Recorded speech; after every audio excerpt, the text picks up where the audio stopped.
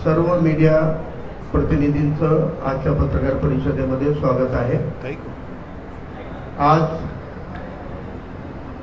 महाराष्ट्र प्रदेश अध्यक्ष आदरणीय रेखाताई ठाकूर यांच्या अध्यक्षतेखाली एक महत्त्वाची बैठक झालेली आहे आणि त्या बैठकीनंतरचं वृत्तांत आजच्या या पत्रकार परिषदेमध्ये ठेवण्यासाठी आदरणीय बाळासाहेब आंबेडकर साहेबांच्या सूचनेनुसार आदरणीय रेखाताई ठाकूर यांच्या उपस्थितीमध्ये अध्यक्षतेखाली आजच्या महत्त्वपूर्ण विषयावर झालेल्या बैठकीचं वृत्तांत आपल्या समोर मांडणं अपेक्षित आहे। गेल्या काही दशकांपासून धर्मनिरपेक्ष किंवा सेक्युलर विचारधारा मानणाऱ्या पक्षांचा आपल्या समाज घटकांमधला अल्पसंख्याक, मागास आणि ओबीसी घटकांकडे सातत्यानं दुर्लक्ष होतोय।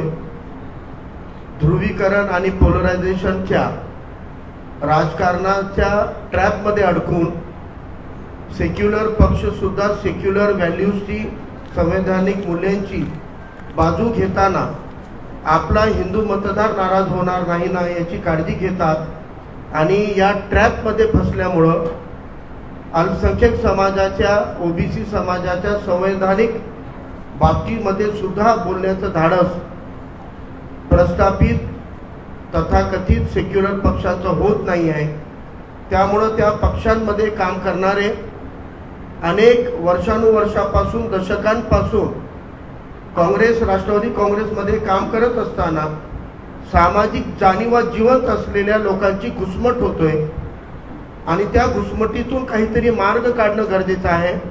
प्रश्न आपल्या नेतृत्वाचं, स्वतःचं नेतृत्व सिद्ध करण्याचं नव्हे तर समाजाची जबाबदारी घेऊन आपण समाजाची बाजू मांडण्यामध्ये आपल्या पक्षाला, आपल्या नेत्यांना कमी पडत आहोत आणि आपले नेते आपल्याला प्रतिसाद देत नाही आहेत आणि समाज आपल्याला विचारतो की या मुद्द्यावर तुमच्या पक्षानं काय भूमिका घेतली सांगा।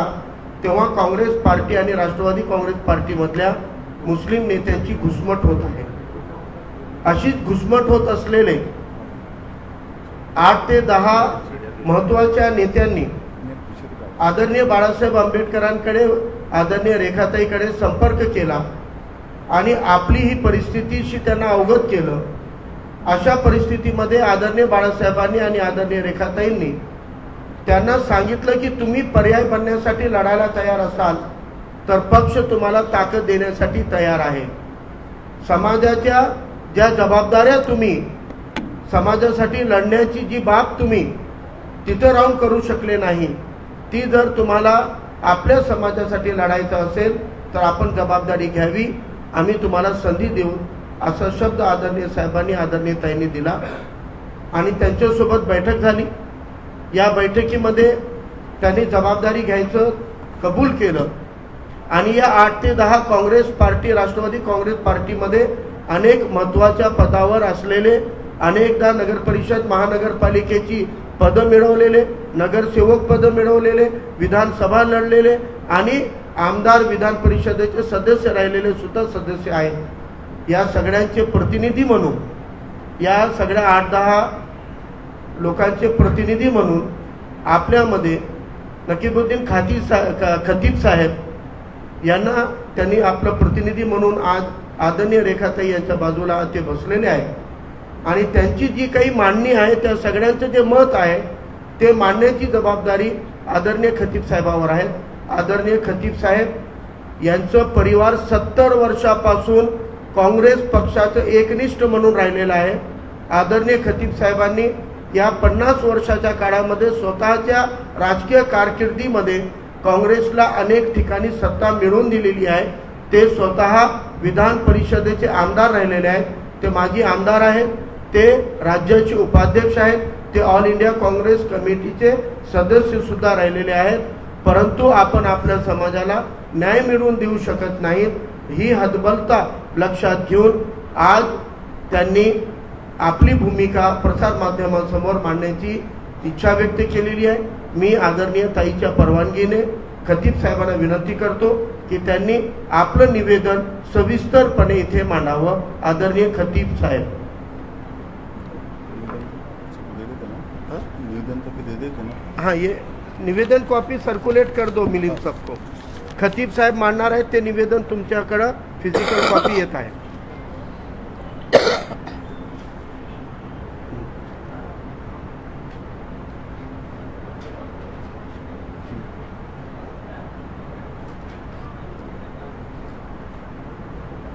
आप शुरू कीजिए. आदरणीय ताई और मंच पर बैठे हुए खासतौर से मेरे साथ वंचित बहुजन आघाड़ी के दो मुस्लिम नेता फारूक अहमद साहब और इम्तियाज नद्दाफ साहब और आदरणीय ताई मौजूद हैं. मेरा नाम खतीब सैयद नातिकुद्दीन है. मैं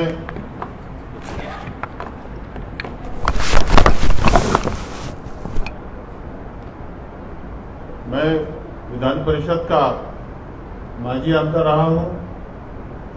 मेरी फैमिली हमेशा कांग्रेस के साथ रही है. मैं मेरी थोड़ी सा परिचय दूं कि मेरे नाना काजी करीमुद्दीन साहब जो कि हमारे संविधान समिति जो थी, बाबा साहब अम्बेडकर संविधान समिति के अध्यक्ष थे और मेरे नाना संविधान समिति के मेंबर थे. उनके एक छोटे भाई काजी गयासुद्दीन जो कि बालापुर से 2 मरतबा आमदार रहे और महाराष्ट्र की पहली कैबिनेट में फूड एंड ड्रग्स के कैबिनेट मिनिस्टर थे. मेरे दादा बालापुर में 1932 में नगर परिषद का फॉर्मेशन हुआ. मेरे दादा शेख जलालुद्दीन खतीब नगर परिषद के अध्यक्ष रहे. उसके बाद में उनके इंतकाल के बाद में 1938 में उनका इंतकाल हुआ. उसके बाद मेरे फादर 1940 में सियासत में आए. 40 से लेकर 46 तक वो नगर परिषद के सदस्य रहे. उसके बाद में 1946 से लेकर टिल हिज डेथ यानी 1980 तक वो नगर परिषद के अध्यक्ष रहे. मैं समझता हूँ कि महाराष्ट्र में नहीं बल्कि हिंदुस्तान में ये पहली केस होगी तो जो इतने कंटिन्यू साल से नगर परिषद के अध्यक्ष रहे. उनके इंतकाल के बाद 1984 में बालापुर नगर परिषद के इलेक्शंस हुए. 84 से लेकर आज तक मैं, मेरी मिसेज, मेरा लड़का सैयद अलुद्दीन खतीब उसके भी अध्यक्ष करके 3 टर्म पूरी हुई. इस बीच 2-1 साल हमारे कुछ लोगों ने गड़बड़ की जिसकी वजह से नगर परिषद का अध्यक्ष पद हमारे पास नहीं रहा. मगर हमारे बालापुर के मैं मतदानों का हमेशा एहसानमंद हूँ कि उन्होंने 3-3, 4-4 पीढ़ियों से हमें साथ दिया. मैंने कांग्रेस के लिए हमेशा काम किया और मैं चाहता था कि कांग्रेस में मुसलमानों को उनका हक मिलेगा. मगर हमने देखा कि 2024 में जब पार्लियामेंट के इलेक्शन हुए तो एक भी मुसलमान को पार्लियामेंट का टिकट नहीं दिया गया. और उस वक्त ये कहा गया था कि इन हालात में मुसलमान को टिकट देना जरा मुश्किल है, मगर आने वाली जो विधान परिषद आने वाली है उसमें हम मुसलमान को टिकट देंगे. मैंने नाना पटोले साहब से बात किया. नाना पटोले साहब ने कहा कि नहीं, हम बिल्कुल आपके दोस्त डॉक्टर वजाहत मिर्जा जो है हम उनको रिपीट करेंगे. मैंने कहा साहब ठीक है, उनको रिपीट कीजिए या किसी न किसी मुसलमान को विधान परिषद का आप टिकट दीजिए, क्योंकि वहाँ पे हमारे पास सॉलिड कोटा है. 100% मुस्लिम माइनॉरिटी की सीट वहाँ से चुनकर आ सकती है. मगर हमने देखा कि वहाँ पर भी हमको न्याय नहीं मिला. मगर अगर से हमारे वोटों से कांग्रेस और आघाड़ी चुनकर आती है और सत्ता में जब भागीदारी का समय आता है तो खासतौर से मुस्लिम माइनॉरिटी को शहीद किया जाता है. इसलिए मैंने ये सोचा कि आज के इस समय में, क्योंकि पार्लियामेंट के इलेक्शन में कॉन्स्टिट्यूशन का मतलब था। इसलिए संविधान को बचाने के खातिर पूरे हिंदुस्तान में सभी अल्पसंख्यकों ने कांग्रेस का साथ दिया। मगर जब इतना होने के बावजूद भी कांग्रेस को हिस्सेदारी में शामिल नहीं किया जाता है, इसलिए मैंने और हमारे साथ कुछ कांग्रेस के, राष्ट्रवादी के नेताओं ने यह फैसला किया कि सत्ता में भागीदारी हमें कौन कर सकता है, हमारे मसाइल पे कौन बात कर सकता है। मैं आपको बताता चलूं कि महाराष्ट्र में जो अकोला है, बाला साहब वहां से 2 मरतबा खासदार चुनकर आए और उन्होंने हमेशा अल्पसंख्यकों को वहां सत्ता में रखा। जिला परिषद का अध्यक्ष भी उन्होंने सबिया अंजुम को बनाया। यही नहीं बल्कि आज भी जिला परिषद की महिला और बाल विकास जो सभापति है वो मुस्लिम माइनॉरिटी की है। आज 3-4 पंचायत समितियों में उप सभापति माइनॉरिटी के है। कई पंचायत समितियों में इन 20 सालों में बाला साहब ने मुस्लिम सभापति बनाए, नगर परिषद के अध्यक्ष मुस्लिम बनाए। अभी हमारे विदर्भ में जो 2016 में नगर परिषद के इलेक्शन हुए तो बुल्डाना और मंगरूर के अध्यक्ष जो कि डायरेक्ट इलेक्शन में बाला साहब ने चुना कर लाए। हमको ये लगता है कि सत्ता में हमको जो बराबरी जो है तो सिर्फ वंचित ही देती है। आपने देखा कि हमारे राहुल गांधी साहब गोरखपुर आए, गोरखपुर आने के बाद में वो विशालगढ़ तक नहीं गए। वहां के जो मजलूमों पर जो जुल्म हुआ उसको किसी ने नहीं देखा। कांग्रेस ने उसके तरफ 2 अल्फाज नहीं बोला। यही नहीं बल्कि पार्लियामेंट में जो औकाफ का एक्ट आया उस पर जो पूरी ताकत से उसका विरोध करना चाहिए, कांग्रेस उस पर रही नहीं, बल्कि किसी ने उस पर कुछ कहा नहीं। बल्कि यहाँ के जो सेना के खासदार मुस्लिम वोटों से चुनकर आए, माइनॉरिटीज के और हमारे दलित वोटों पर से ओबीसी वोटों पर चुनकर आए, वो भी पार्लियामेंट में बिल के वक्त में एब्सेंट रहे। तो हमें ये लगता है कि हमारे मसाइल कि आज कोई हमको साथ देने वाला नहीं है। बाला साहब ने हमेशा वंचितों का साथ दिया, मुसलमानों का साथ दिया। आप देखिए हुजूर सल्लल्लाहु अलैहि वसल्लम के बारे में, हमारे पैगंबर के बारे में अनाप शराब लोग स्टेटमेंट देते हैं, मगर हमारी पार्टी ने जो उसका विरोध करना चाहिए, जो उस पर एक्शन लेना चाहिए, कांग्रेस ने वो नहीं ली। मगर मैं मुबारकबाद देता हूं बाला साहब अम्बेडकर को कि उन्होंने पैगंबर सल्लल्लाहु अलैहि वसल्लम के बारे में एक बिल विधान परिषद में सबमिट किया, मगर उस बिल को सपोर्ट आज तक भी जिनके लिए हमने हमारी जिंदगी कमाई, कांग्रेस को सत्ता में लाया, मगर उन लोगों ने बिल को आगे बढ़ाने के लिए कोई मदद नहीं की। हमारे जो जो मसाइल हैं खासतौर से माइनॉरिटीज के, उस पर किसी ने ख्याल नहीं दिया। इस वजह से हम लोगों ने ये सोचा कि आज हमें ऐसा कदम उठाना चाहिए कि जिसमें हम लोग को सत्ता मिले, हम लोगों को कुछ टिकटें मिले।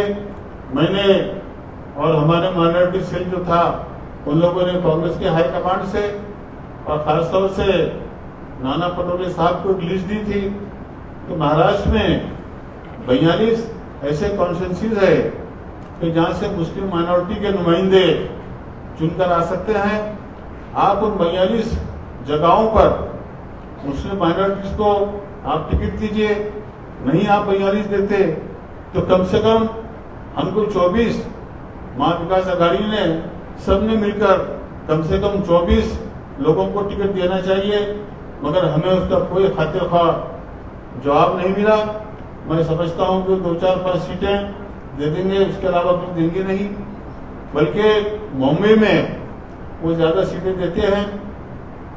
मुंबई के अलग सिचुएशन है, यहाँ पे हमारे उत्तर भारतीय भाई और बाहर के लोग मुस्लिम्स काफी है, उनको देते, मगर जो ग्रामीण के मुसलमान है उनको जो सत्ता मिलना चाहिए या उन्होंने जो आमदारगी में चुनकर आना चाहिए, उनको स्थानीय स्वराज संस्था में जो हिस्सेदारी मिलना चाहिए वो नहीं मिलती है।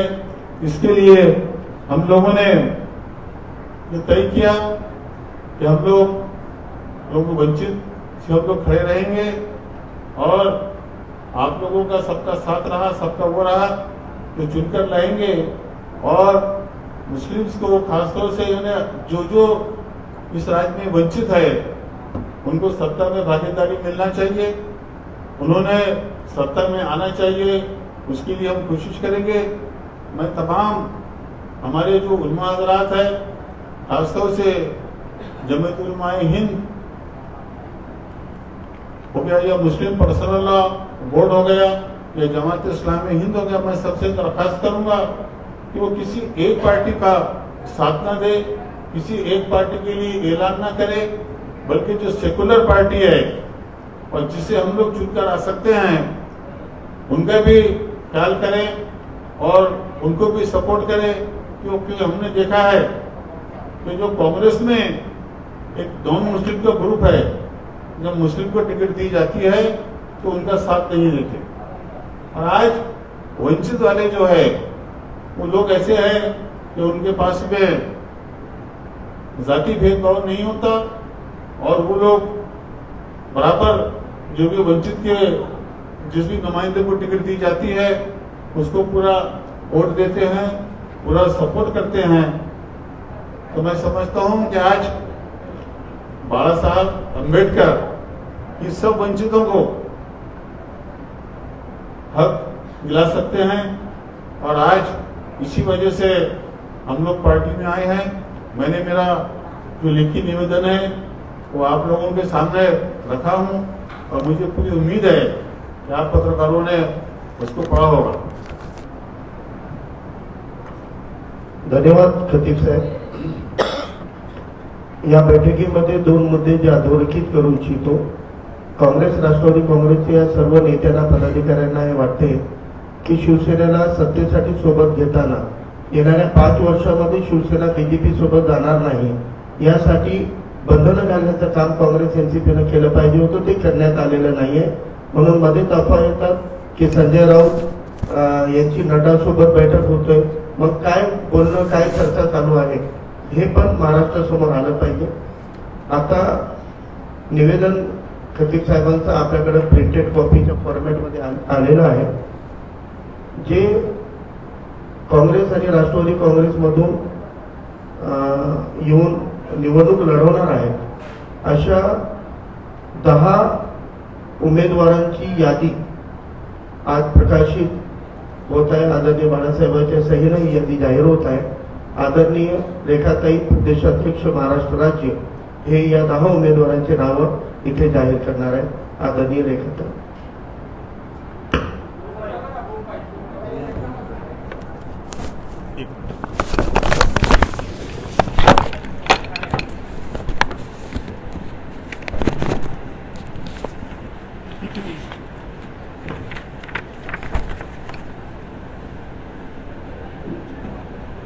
या ठिकाणी उपस्थित फारुक अहमद, आदरणीय खतीब Sayyed नतीकुद्दीन,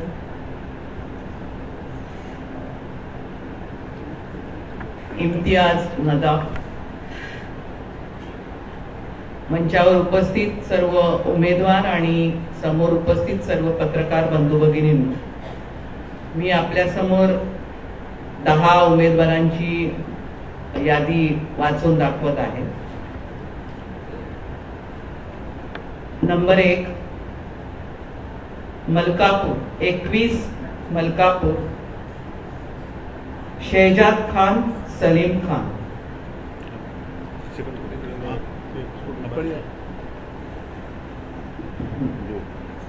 serial number 2 constituency 29 Balapur Khatib Sayyed Natikuddin. Constituency 96 Parbhani Sayyed Sami Sayyed Sahebzad उर्फ मज्जू लाला, कॉन्स्टिट्युएन्सी 107 औरंगाबाद सेंट्रल मोहम्मद जावेद मोहम्मद इशाक उर्फ Javed Qureshi, constituency 111 Gangapur Sayyed Ghulam Nabi Sayyed, constituency 138 Kalyan west Ayyaz Gulzar Maulvi, constituency 213 Hadapsar advocate Mohammed Afroz Mulla, constituency 258 Man Imtiyaz Zafar Nadaf, constituency 280 Shirol Arif Mohammed Ali Patel, constituency 282 Sangli Alauddin Hayatchand Kazi. आज हे 10 उमेदवार वंचित बहुजन आघाडीच्या वतीने आपण जाहीर केलेले आहेत आणि सर्वात महत्त्वाचं म्हणजे पहिल्या लिस्ट मध्ये एक उमेदवार नांदेड दक्षिणचे फारुक अहमद समोर आहेत, यांना आपण अगोदर जाहीर केलेला आहे. अशा पद्धतीने वंचित बहुजन आघाडीच्या वतीने ही दुसरी लिस्ट आपण आज जारी करत आहोत. धन्यवाद. माईक ओपन आहे. आता प्रश्न असतील तर विचारू शकतो आणि प्रश्न कोणाला आहे, पक्षाला असेल तर आदरणीय ताई किंवा मी उत्तर देईन आणि खतीब साहेबांना असेल तर ते उत्तर देतील.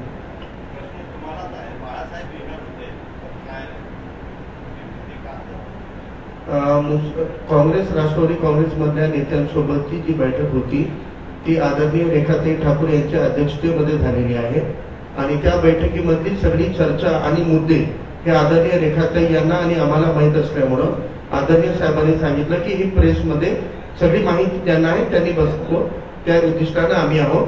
आदरणीय साहेब उपलब्ध आहेत, आपली भेट होईल.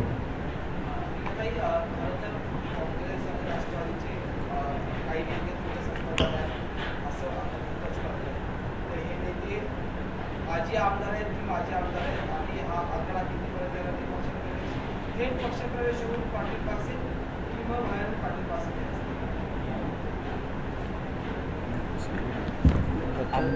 आले ना, हे माझे आमदार यांनी आलेले आहेत. एक आमदार तर आज आले, बाकी संपर्कात आहेत त्यांनी आणि ज्यांना पाहिजे त्यांनी यावं चर्चेसाठी उत्पन्न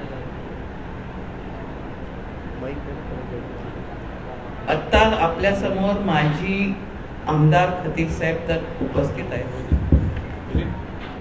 आणि याच्या व्यतिरिक्त जे संपर्कामध्ये आहेत ते मागे पुढे समोर येतील.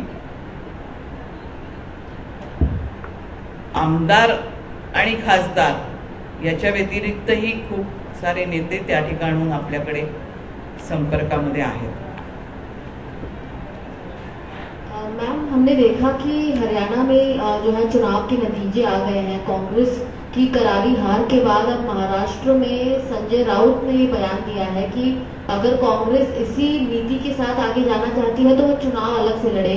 उद्धव ठाकरे को मुख्यमंत्री का चेहरा देखा जा रहा है. विपक्ष की भूमिका को वंचित बहुजन आघाड़ी कैसे देखती है?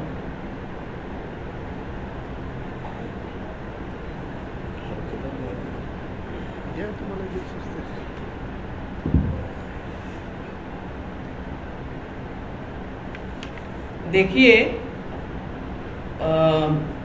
जो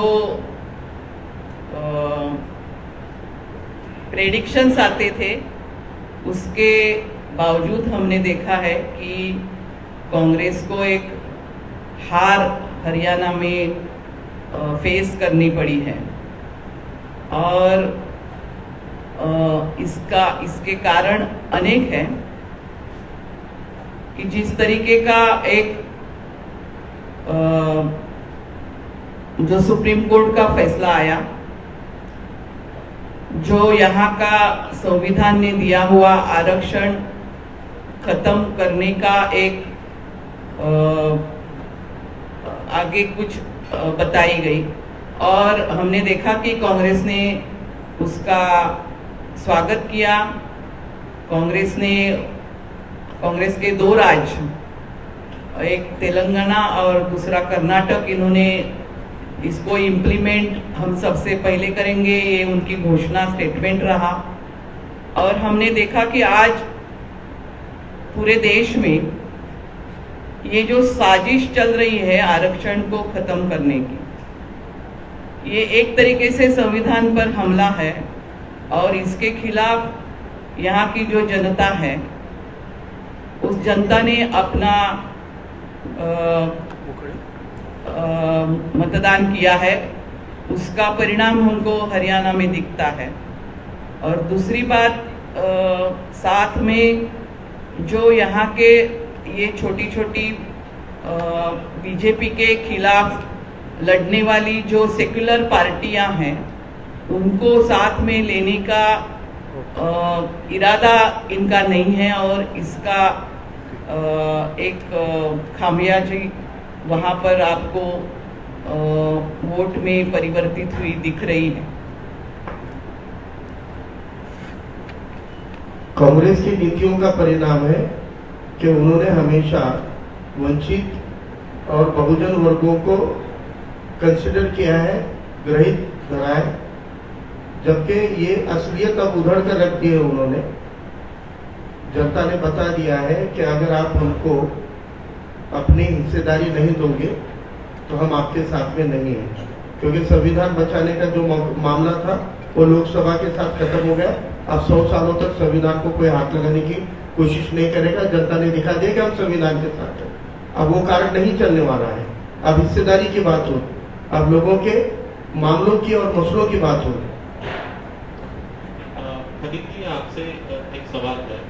आप कह रहे हैं कि प्रतिनिधित्व नहीं मिला। अकोला अगर देखा जाए तो बड़े पैमाने पर कांग्रेस का ही गढ़ रहा है कुछ सालों पहले।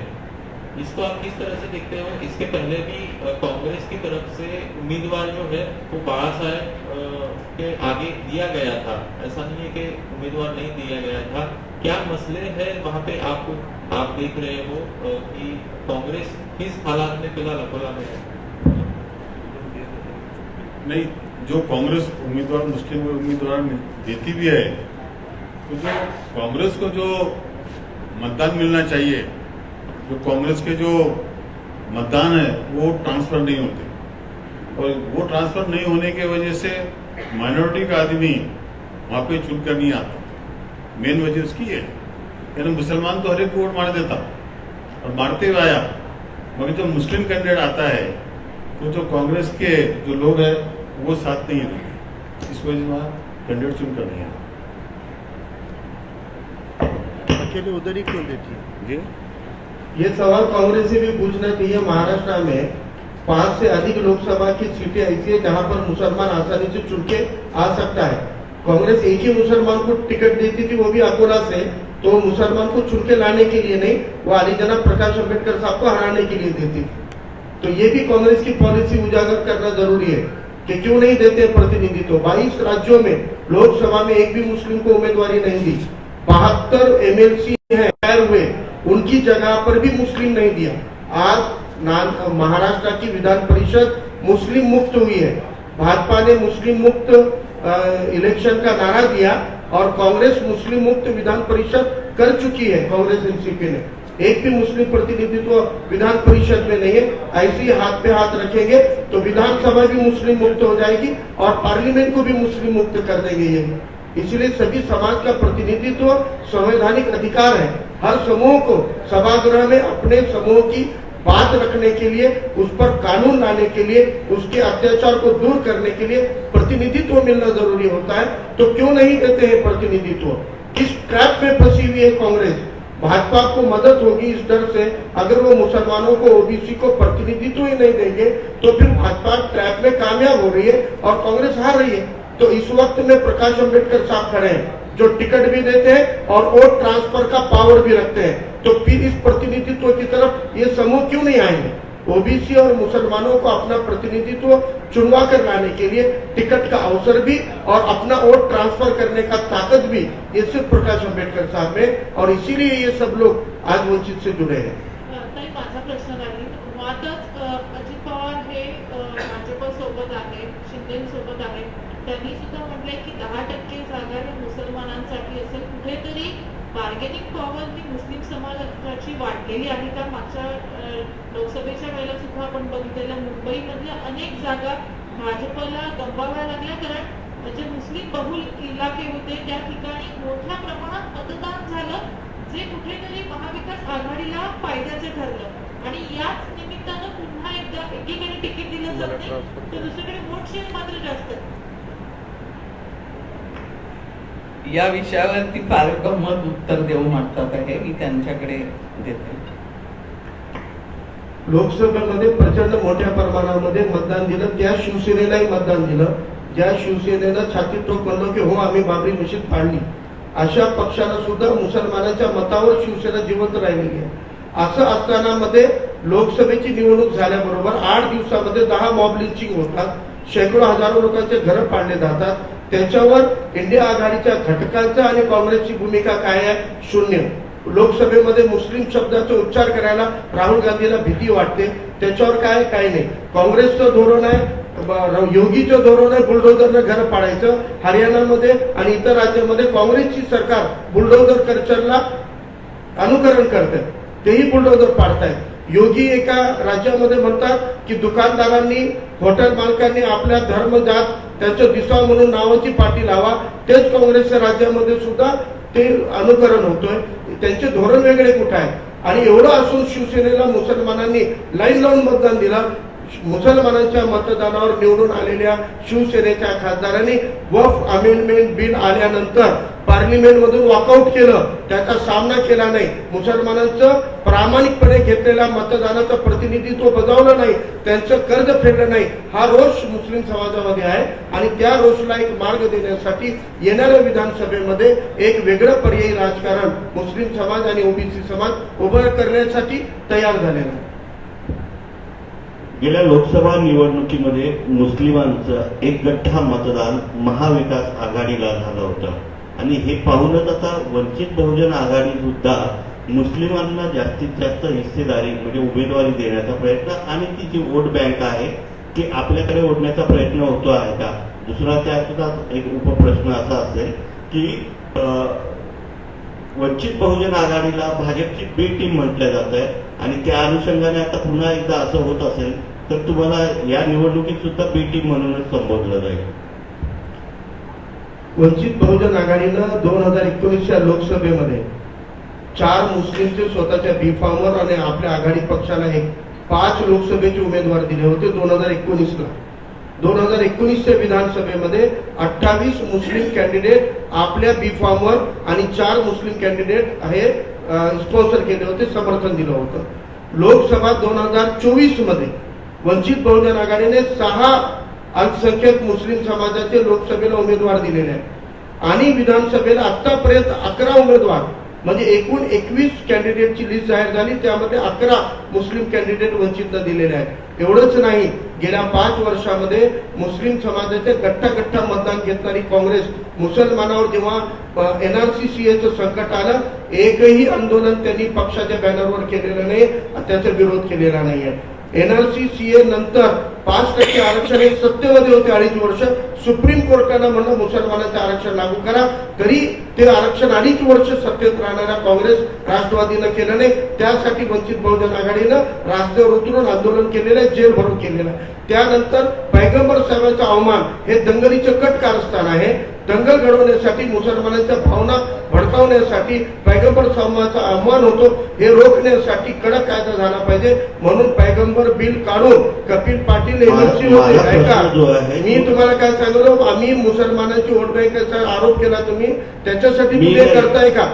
मी ऐका, आरोप ऐका. करत नाही, विरोधी पक्ष तुम्ही असा शब्द काय आरोप वापरला आहेत. तर त्यांच्या आणि आरोपाला तुम्ही उत्तर द्यावं लागेल की B नाही team म्हणून- त्यांच्या आरोपाला तुम्ही- उत्तर द्यावं लागेल की या- नाही या- त्यांच्या आरोपाला उत्तर द्यावं लागेल की नाही या उत्तर सगळ्या ऐकून प्रश्नावर आपण बोललेला आहात, मी काय थोडक्यात उत्तर द्या असं म्हणतोय, म्हणायचं. त्यामुळं तुमचं प्रश्नही लांब आहे त्याचं उत्तर देणं गरजेचं आहे. माझा प्रश्न एवढा आहे की मुस्लिम समाजाचे जेव्हा जेव्हा टार्गेट केलं तेव्हा रस्त्यावर उतरून त्यांची बाजू धरणारा नेतृत्व हे आदरणीय बाळासाहेब आंबेडकर राहिलेले आहेत. त्यांनी कधी मुस्लिम आहेत नाहीत नाही, संवैधानिक अधिकार कोणाचा हिरावून जातोय तेव्हा एकच आवाज उठत असते, ते बाळासाहेबांची उठते. त्यामुळे आम्ही बरोबरीनं ताकदीनं ते लढलेलं आहे. राहिला प्रश्न बी टीम, एक मिनिट आदरणीय रेखाताई याचं उत्तर देऊ. आम्ही मुसलमानांकडे वोट बँक म्हणून बघत नाही. जर का या ठिकाणी जे राजकारण, एक विद्वेषाचं राजकारण जे भाजपा या देशामध्ये करत आहे, त्याला जर का खऱ्या अर्थाने उत्तर द्यायचं असेल तर मुसलमानांकडे सत्ता सोपवावी लागेल, त्यांना आवाज द्यावा लागेल, त्यांना सभागृहामध्ये न्यावं लागेल. आणि ते जोपर्यंत उमेदवार होत नाही तोपर्यंत ते उभे राहू शकत नाही. त्यामुळे मुस्लिम समाजाकडे, या समाजामधली सत्ता वाटून दिली पाहिजे, ही वंचित बहुजन आघाडीची भूमिका आहे. आणि त्या दृष्टिकोनामधून आम्ही पुरे 5 वर्ष गेले, 5 वर्ष आम्ही काम करत आहोत. स्थापना झाल्यापासून आम्ही काम करत आहोत. जेव्हा जेव्हा अत्याचाराचा विषय आला, जेव्हा जेव्हा हक्काचा विषय आला, त्यांच्या रिझर्वेशनचा विषय आला, एक पैगंबर बिल देखील त्या ठिकाणी आम्ही मांडलेलं आहे. त्यामुळे मुस्लिम समाजाला जे असं एक प्रकारे भिंतीकडे लोटलं जात आहे या राजकारणामध्ये, त्याला खऱ्या अर्थाने मुख्य प्रवाहामध्ये आणण्याचं काम वंचित बहुजन आघाडी करत आहे. आणि त्याचा भाग म्हणून आज आम्ही हे या ठिकाणी उमेदवार उभे केलेले आहेत. गेल्याही निवडणुकीमध्ये आम्ही मोठ्या प्रमाणावरती मुस्लिम उमेदवार दिले होते. आणि त्यामुळे हे जे आरोप आहेत हे एक प्रकारे ब्लॅकमेलिंगचं राजकारण या ठिकाणी चाललेलं आहे. बी टीम हे ब्लॅकमेलिंग चाललेलं आहे. हे ब्लॅकमेलिंग लोकांना देखील आता समजायला लागलेलं आहे.